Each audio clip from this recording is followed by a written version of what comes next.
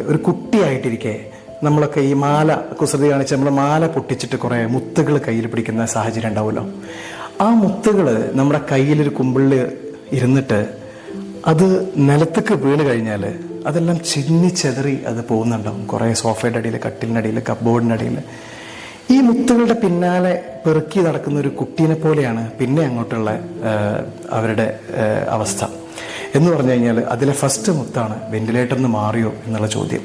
വെന്റിലേറ്ററിൽ നിന്ന് മാറിക്കഴിഞ്ഞാൽ കൈകാൽ അനക്കുന്നുണ്ടോ, ഓർമ്മശക്തി എന്തോരം വന്നു തുടങ്ങി ഇങ്ങനെ ഓരോ മുത്തുകൾ പെറുക്കിയിട്ട് വേണം പിന്നെ ആ കുമ്പിളിൽ എന്താണ് ബാക്കിയുള്ളത് എന്നുള്ളത് റിയലൈസ് ചെയ്യാനായിട്ട്. നമ്മൾ ഒരു ഫുൾ കുമ്പിൾ മുത്തുമായിട്ടാണ് നമ്മളൊക്കെ നടക്കണേ.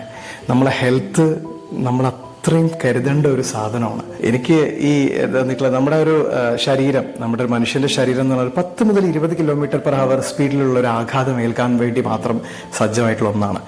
അതിൽ കവിഞ്ഞ് നമ്മുടെ ടെക്നോളജിയുടെ അഡ്വാൻസ്മെന്റ് കാരണമുള്ള ക്രാഷുകൾ സംഭവിക്കുമ്പോൾ അവിടെ കൈവിട്ടു പോകുന്നത് പ്രതീക്ഷകളാണ്. ഒരു ഹെൽമെറ്റിന് പൈസ കൊടുക്കുമ്പോൾ പിശുക്ക് കാണിക്കുന്ന നമ്മൾ ബൈക്കിന് നമ്മൾ വാങ്ങാറുണ്ട്. ബൈക്ക് നമ്മൾ എത്ര ക്യാഷും കൊടുത്ത് വാങ്ങും. പക്ഷേ ഹെൽമെറ്റ് നമ്മളൊരു 600-700 രൂപയുടെ ഹെൽമെറ്റ് വാങ്ങി അഡ്ജസ്റ്റ് ചെയ്യാനുള്ളൊരു പ്രവണതയാണ് സാധാരണ കാണാറ്.